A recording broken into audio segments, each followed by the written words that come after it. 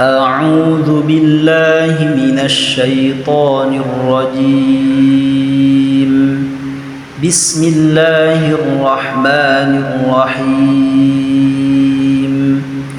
ما كان إبراهيم يهوديا ولا نصرانيا ولكن كان حنيفا مسلما وما كان من المشركين.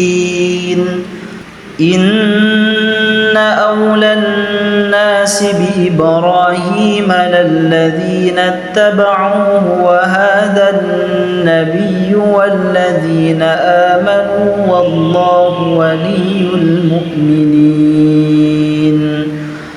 ودت طائفة من أهل الكتاب لو يضلونكم وما يضلون إلا أنفسهم وما يشعرون.